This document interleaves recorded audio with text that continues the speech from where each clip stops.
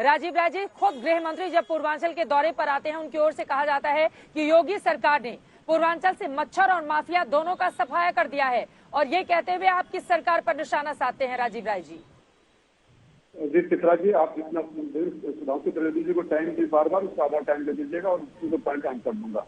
सुधांशु त्रिवेदी जी, आपने कुछ सवाल उठाए थे, मैं आपको बस जानकारी कर दूं कि जो गोरखपुर की बात करते हैं वो भी ऑन रिकॉर्ड है, समाजवादी पार्टी ने दिया था और कंटेंटिव पहले पिछले स्टेटमेंट भी कर रहे थे, इस बार भी कर रहे थे।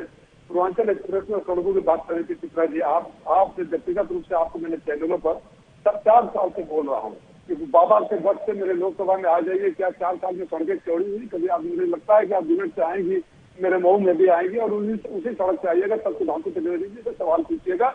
गड्ढा मुक्ति और 24 घंटा बिजली वाले सुधांशु जी, प्रधानमंत्री का फेवरेट डायलॉग 56 इंच का सोना होना चाहिए। आज प्रधानमंत्री को माफी मांगनी चाहिए। जब मैं बैठ कर आपको टिकट पर बात कर रहा हूँ ना, सभी यूनिवर्सल पर मैं बात कर रहा हूँ, हमारे नहीं है।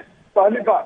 दूसरी बात, आदरणीय सुधांशु त्रिवेदी जी प्रधानमंत्री के क्षेत्र के विधायक भूख हड़ताल में बैठे थे, प्रधानमंत्री के आने से पहले 24 घंटा बिजली के वहां भी किया था।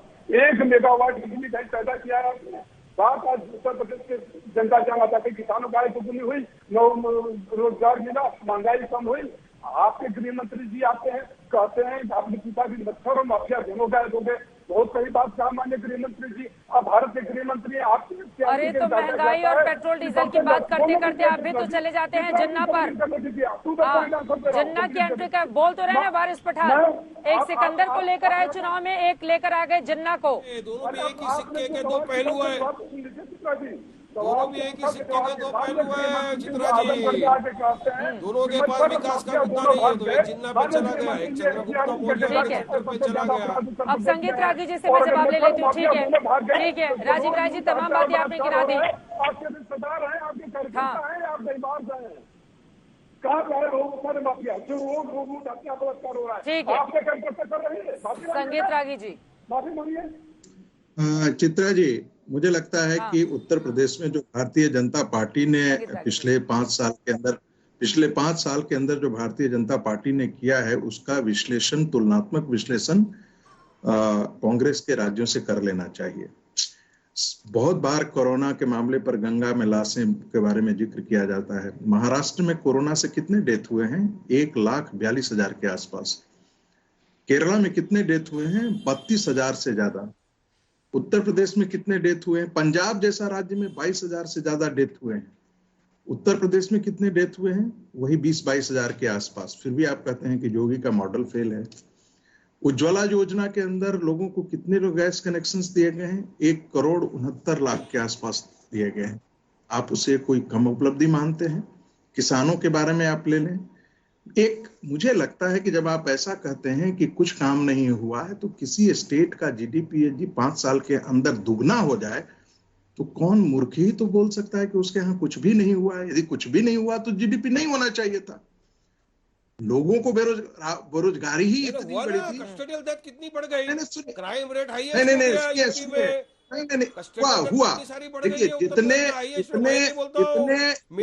मुसलमान टेररिस्ट लोग थे, आप तो राजनीतिक, जितने मुसलमान टेररिस्ट मारे गए, सुरेंद्र राजपूत जी भी बैठे हुए हैं। संगीत जी की बात एक बार सुनिए जाए। बहुत अच्छा काम। संगीत जी की बात पूरी हो जाने दीजिए। इतने ऑर्गेनाइज्ड गैंग हुआ है उत्तर प्रदेश के अंदर, दंगे नहीं हुए, अच्छा काम हुआ है। इसका भी जिक्र करिए ना। देखिए, उत्तर प्रदेश के अंदर जो एक सांस्कृतिक प्रदूषण फैल गया था, उसका उन्मूलन हुआ, ये बहुत अच्छा काम हुआ है। शिक्षा के मामले में उत्तर प्रदेश के अंदर जितने एम्स, जैसा कि अभी उन्होंने कहा, जितने विश्वविद्यालय, आप हर जनपद में एक मेडिकल कॉलेज खड़ा हो, ये विजन कौन प्रदेश लेकर के आया है? आप जरा उसके बारे में आप बता दीजिए।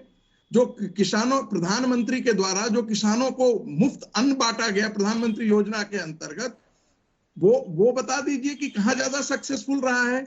अभी आपको नीति आयोग का डेटा बता देता हूं। एस्पिरेशनल डिस्ट्रिक्ट में से जितने डिस्ट्रिक्ट हैं, 1 to 10 में 8 डिस्ट्रिक्ट जो है वो उत्तर प्रदेश के डिस्ट्रिक्ट आते हैं। इसके बावजूद कहते हैं कि यहाँ पर सब चीज खराबी है। तो ये आपकी दृष्टि का है। जहां तक इतिहास का रहा है। राजपूत जी, इसका जवाब दीजिए। वो कांग्रेस शासित राज्यों से तुलना कर रहे हैं। कोरोना काल खासतौर से पार्ट 2 की जो स्थिति बनी थी और उसमें यूपी बेहतर था, ये उनका दावा है। इस पर जवाब दीजिए सुरेंद्र जी आप।